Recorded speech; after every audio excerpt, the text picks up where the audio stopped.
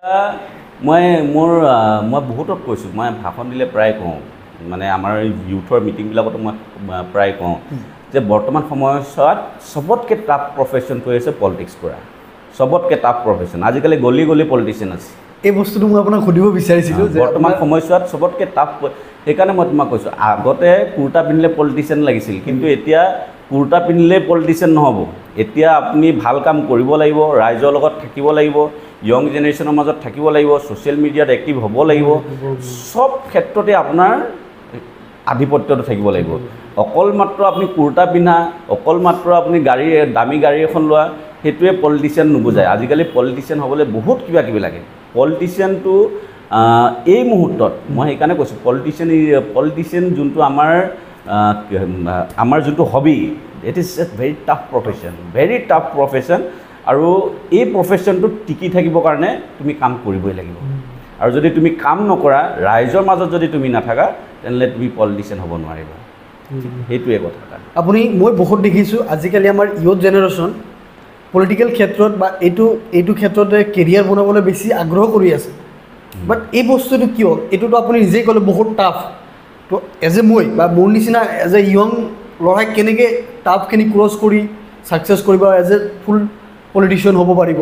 মই এইখিনিতে তোমাক কথা এটা কওঁ। মই টাফ বুলি এইটো কাৰণে কৈছোঁ, আজিকালি চবেই ইজি মানিটো বিচাৰে। মই এজ এ ইউথ বা মই এটা পলিটিকেল পাৰ্টি ইউথ অৰ্গেনাইজেশ্যনৰ মই প্ৰেচিডেণ্ট। আমাৰ ইউথ চামৰ মই এটা বস্তুত মই প্ৰায় লক্ষ্য কৰোঁ যে আমাৰ ডেকা ল'ৰাসকলে, আমি এতিয়া মন্ত্ৰীৰ লগত থাকোঁ, মন্ত্ৰীৰ লগত ঘূৰা পকা কৰি থাকোঁ। আমাৰ য়ং জেনেৰেশ্যনে ভাবে আমি বহুত পইচা পাওঁ তেওঁলোকৰ পৰা, মানে খুব পইচা, আমাৰ পইচাৰ আকাল নাই এনেকুৱা বুলি ভাবে, যাৰ ফলত মেক্সিমাম ইউথে পলিটিক্সত আহিব চেষ্টা কৰে। আৰু পলিটিক্সত আহিয়েই মেক্সিমাম ইউথবিলাকে যাৰ মানে ভাবে যে পলিটিক্স কৰিলে বহুত কিবা কিবি পায়। মেক্সিমাম ইউথে আজি আমুকক চাকৰি লাগে, কালি তামুকক ট্ৰান্সফাৰ কৰি দিব লাগে, কালি আমুক কৰি দিব লাগে, কালি ক'ৰবাত ইজি মানি আহে নে নাই সেইটো চাব লাগে। মানে তেনেকুৱা ধৰণৰ থিংকিং এটা মানে য়ং জেনেৰেশ্যনৰ মাজত আহি যায় তাৰমানে। কিন্তু আল্টিমেটলি যোনে পলিটিক্সত আহি প্ৰথমতে যোনে সোমাই যদি ভাবে যে পলিটিক্সটো মই কেৰিয়াৰ হিচাপে ল'ম, সি যেতিয়া সি যদি ভাবে যে মই পলিটিক্সটো কেৰিয়াৰ হিচাপে ল'ম, তো কেৰিয়াৰ হিচাপে ল'বলৈ হ'লে সি প্ৰথমতে কাম কৰিব লাগিব। নিজৰ দলটোৰ কাৰণে কাম কৰিব লাগিব, নিজৰ ৱাৰ্ডটোৰ কাৰণে কাম কৰিব লাগিব, নিজৰ ঘৰখনৰ কাৰণে কাম কৰিব লাগিব, বা নিজৰ সমষ্টিটোৰ কাৰণে কাম কৰিব লাগিব। তাৰপিছতহে সি পলিটিচিয়ান হয়। নহ'লে আজিকালি তুমি চাবা পলিটিক্সত মানে পলিটিচিয়ান হ'বলৈ খুব সোনকালে য়ং জেনেৰেশ্যনৰ ল'ৰা আহে, খুব সোনকালে কিন্তু বাই কৈ দিয়ে, বেছিদিন টিকি নাথাকে। তাৰমানে বুজে, তাৰমানে আজিকালি ল'ৰাবিলাকে অনুভৱ কৰিবলৈ লৈছে যে মানে সাধাৰণতে পলিটিক্স বুলি ক'লে ভাবে যে এইটোতো আৰু মানে বহুত টকা পইচা থকা, বহুত মানে লিডাৰৰ বহুত টকা পইচা আছে, থিংকিং এটা তেনেকুৱা হৈ যায়। কিন্তু সেইটো এতিয়া নাই, বিশেষকৈ এতিয়া নাই। এতিয়া MLA এজনেও, মই এক্সাম্পল এটা দিছোঁ, MLA এজনেও বোলে আগতে MLA বুলি ক'লে মানুহে বহুত ভয় খাইছিলে নহয়। MLA বাপৰে বাপ, আমাৰ ঘৰত MLA আহিব, কমটি ডাঙৰ কথা। আজিকালি কিন্তু সেই গুৰুত্বটো নাই। কাৰণ MLA এজনে ধৰি লোৱা দৰমহা পায় 1,20,000। তাৰ ঘৰত দিনটোত সমষ্টিৰ মানুহ ইমান আহে, ঘৰৰ মানুহক মানে এই সমষ্টিৰ মানুহক চাহ খুৱাওঁতে তাৰ আধা পইচা মানে তাতে গুচি যায়, দৰমহা আধা পইচা। তাৰ উপৰিও তুলনি বিয়া, কাৰোবাৰ পঢ়াৰ খৰচ, কাৰোবাৰ চিকিৎসা, এইবিলাক আছেই। তো MLA এজনেও তাৰমানে এই মুহূৰ্তত কাৰোবাক এনেই পইচা দিবৰ কাৰণে বা ক'ৰবাত এনেই 10টা ল'ৰাক এংগেজ কৰি ৰাখিবৰ কাৰণে যথেষ্ট মানে tough. It is very tough এই মুহূৰ্তত পলিটিক্স।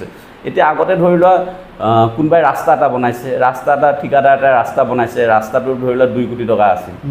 2 কোটি টকাৰ ৰাস্তাটো ধৰি লোৱা সি 50 লাখত বনাই দিলে, বা 20 লাখ মান টকা MLAক দিলে, 10 লাখ মান টকা মন্ত্ৰীক দিলে। তেনেকুৱা ধৰণৰ এটা থিংকিং আগৰ পৰা আছিল। কিন্তু এতিয়া কি হৈছে, এতিয়া ৰাস্তাটোৰ নামত কিমান টকা আহিছে, এইটো ৰাস্তাত তুমি লগাই ল'ব লাগিব। তুমি বেনাৰখন লগাই ল'ব লাগিব যে ৰাস্তাটোৰ নামত এই 10 কোটি টকা আহিছে। ঠিকাদাৰৰ নামটো তাত লিখি দিব লাগিব। তাৰপিছত MLA নামটো থাকে, তাত MLA নামটো লিখি দিব লাগিব। আৰু আজিকালি আমাৰ পাব্লিক ইমান হেৰি হৈ গৈছে, ইমান টেঙৰ বুলি কয় আমাৰ সাধাৰণতে চালাক, ইমান টেঙৰ। তুমি ৰাস্তাটো যদি বেয়াকৈ বনোৱা, ৰাস্তাটোত যদি তুমি ভালকৈ নবনোৱা, ৰাতিপুৱা হ'লে চাবা তুমি ৰাস্তাটো এনেকৈ দাঙি হেৰিবিলাক ওলাই দিয়ে, আলকাট্ৰাবিলাক ওলাই দিয়ে, তাৰমানে দেখুৱাই এই এনেকুৱা নিম্নমানৰ হেৰি বনাইছে।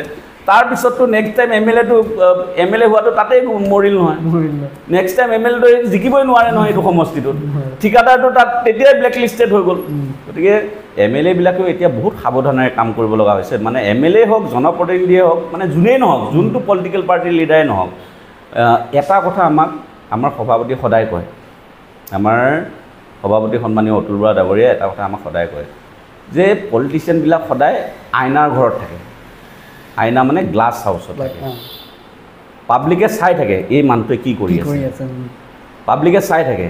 গতিকে পলিটিচিয়ানবিলাক সদায় সাৱধানে চলিব লাগিব, সদায় পাব্লিকৰ মাজত নিজৰ ইমেজটো বনাই, পাব্লিকৰ লগত থাকি, পাব্লিকৰ কাম কৰি তেনেকৈ আগবাঢ়িব লাগিব। নহ'লেতো পলিটিচিয়ানবিলাকে যদি বেয়া কাম কৰি থাকে পাব্লিকে গম পাই থাকিব নহয়। আজি তোমাৰ পডকাষ্টত মই আহিছোঁ, যদি মই পডকাষ্টত মই যদি পাব্লিকৰ বেয়া কথা কওঁ, পাব্লিকেতো মোক গম পাই যাওঁ নহয়, ই ল'ৰাটো ভাল নহয়, ই ল'ৰাটো ঠিক নহয়। গতিকে অভাৰঅল মই সেইকাৰণে বাৰম্বাৰ যে কৈ আছোঁ, মই ভাষণটো প্ৰায় কওঁ যে বৰ্তমান সময়ত পলিটিচিয়ান হোৱাটো এটা খুব টাফ প্ৰফেশ্যন, আৰু পলিটিচিয়ান হ'বলৈ খুব মানে তুমি শ্ৰম কৰিব লাগিব, সংগ্ৰাম কৰিব লাগিব। তুমি নিজে জানা আমাৰ CM-এ 24/7 কাম কৰে, গতিকে 24/7 কাম কৰাৰ পিছতো তেওঁ ছেটিছফাই নহয়, তেওঁ মানে কিবা ভুল দেখিলে চবকে গালিও পাৰে, মৰমো কৰে। সেইকাৰণে আমি এতিয়া তাৰ পিছৰ পৰ্যায়ে আমিও আমাৰ ভৱিষ্যত আমি পলিটিক্স কৰিম বুলিয়ে যিহেতু আমি আগবাঢ়ি আহিছোঁ, গতিকে তেওঁক আইডিয়লজি হিচাপে লৈ, তেওঁক এজন আইডল হিচাপে লৈ আমি তলত কাম কৰি আছোঁ। ঠিক তেনেধৰণে আমাৰ সভাপতি অতুল বৰা, আপোনালোকে নিজে জানে, অতুল বৰাই দিনে নিশাই কাম কৰে। আজি যদি এইটো ডিষ্ট্ৰিক্টত, কাইলৈ সেইটো ডিষ্ট্ৰিক্টত। আমাৰ কেশৱ মহন্ত ডাঙৰীয়াও আমাৰ কাৰ্যকৰী সভাপতি, তুমি কৰোণা টাইমতে তুমি দেখাও, আমাৰ তেওঁ স্বাস্থ্যমন্ত্ৰীৰ দায়িত্বত আছে, তেখেতে কেনেধৰণে কাম কৰে, কিমান এক্টিভলি কাম কৰে, ৰাতিৰ ভিতৰত গাড়ীতে শুৱে, গাড়ীতে গোটেই মানে দিনে নিশাই জাৰ্ণি কৰে, গাড়ীতে যি কৰিব লগা আছে গাড়ীতে চলা কৰাতে তাতেই নিজৰ কাম কাজখিনি কৰে, ঘৰখনক টাইম দিব নোৱাৰে। মইতো আচৰিত পাওঁ আমাৰ সন্মানীয় সভাপতি অতুল বৰা ডাঙৰীয়াক, মানে তেওঁক দেখিলে মানে এনেকুৱা লাগে যেন মানে মানুহজন কিহে তৈয়াৰী।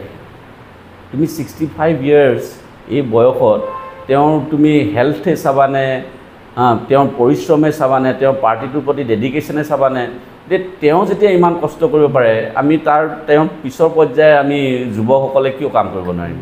গতিকে সেইটো আইডিয়লজি লৈ মই ফিল্ডত নামিছোঁ, বা আমাৰ ইউথসকলেও ফিল্ডত নামিছে, আৰু পৰিশ্ৰমটো কৰিবই লাগিব। সেইটো আজি তুমি ব্ৰডকাষ্ট কৰিছা, ব্ৰডকাষ্টটোতো এনেই নচলে নহয়, তুমি পৰিশ্ৰম কৰিব নালাগিব জানো? চব বস্তুতে পৰিশ্ৰম আছে। আমাৰ খালি ইউথখিনিক এটাই মই উপদেশ দিম, ধৈৰ্যটো লাগিব। যদি ধৈৰ্য নাথাকে তেনেহ'লে তুমি ক'তো সফল নোহোৱা।